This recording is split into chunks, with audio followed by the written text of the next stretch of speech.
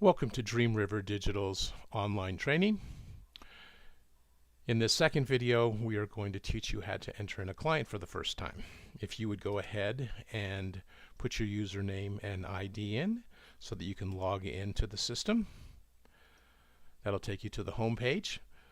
There are two ways you can enter a client in. From the home page, there is enter or create a new client at the top right, and there's also a tab on the lower navigation which says add a client. Let's go ahead and click on that. You'll also notice that there is some basic information that does need to be put in here. The first and the last name of the client, the street and the city and the state, and the rest of the address information is not necessarily, but we do recommend it. We definitely recommend that you put a phone number in there, because to communicate with your clients on the other end of this system, they will need to have a phone number so that they can get push and text notifications of events. Also, an email address is important for the clients so that they can receive their weekly updates and check-in status. Okay, let's go ahead and put a client in for the first time. So I'm going to go ahead and we'll start with a John Doe, which is usually a safe way to go.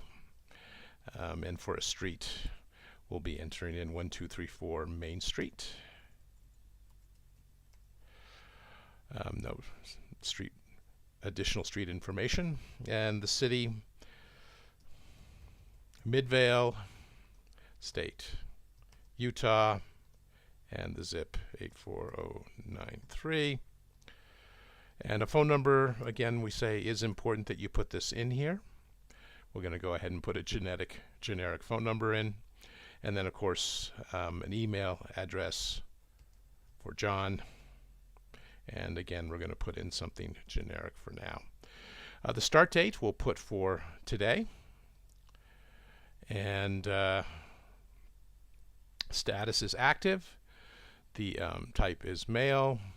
The counselor will put in Dream River.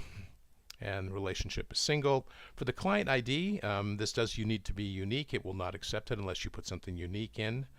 So I'm going to go ahead and put in John 44 as the client ID, and then John's password. I'm going to go ahead and put in his initials, JD, and then the street numbers on the street address 1234, and click submit. If all this information is correct, the system will go ahead and set up John's account. And this does take just a moment, because we are entering, when you enter an account in for the first time and you're entering the client in, it's also generating the daily and weekly check-ins for that person.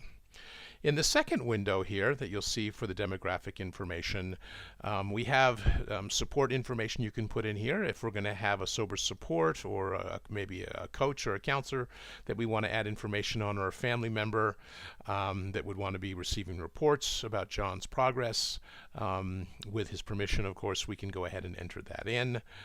John does have a sober support, so we're going to put in that name here, which is Sally, and it's important that we put in the phone number or the email address so we have some way of sending the reports to Sally regarding John's progress. So I'm going to go ahead and put an email address in here, again generic like before, and then I click and check that I do want to send Sally weekly reports on John. That's all for the sober support or the additional contacts we want to have in here. You could also put a contact in for a judge or a parole officer, or anyone else that would like to be getting information on John's progress on a weekly basis. Drug of choice up here. John has had an issue with opiates and alcohol, but primarily opiates. I didn't have an idea to identify his strengths. Well, John is motivated. He's definitely committed to his program. He does have family support, and currently employed. John's in fairly good health, and we'll put those down for strengths. And then weaknesses. John is definitely having some financial issues associated with his addiction. He does do some diverting and reflection, and he has had some chronic relapses, so we're going to enter that in as well. As far as the diagnosis, I'm going to leave those blanks, but if there is a DMS diagnosis that needs to be entered in here, either behavioral health or a medical condition that you do want to have, just for reference, you can go ahead and do that. And then I'll hit submit, and once that's done, voila, John is entered into our system, and it goes to the case management page. And what we see here at the top is John's name, his start date, and then his status.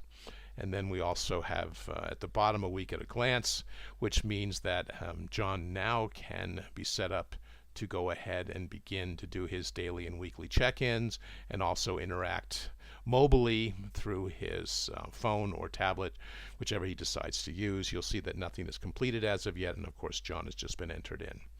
So that's how you enter in a client for the first time and get them set up in the system.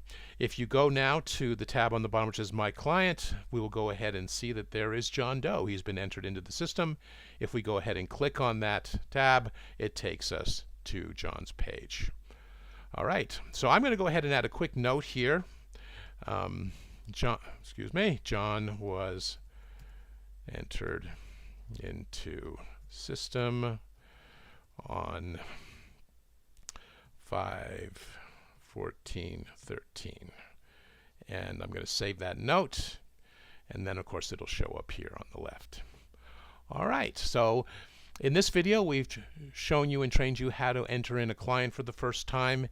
In our next video coming up, we're going to show you how to create an event or an appointment with that client and show you how that comes up in your calendar, and also how to text or message them that they have this appointment coming up. Thank you. We'll see you in the next video.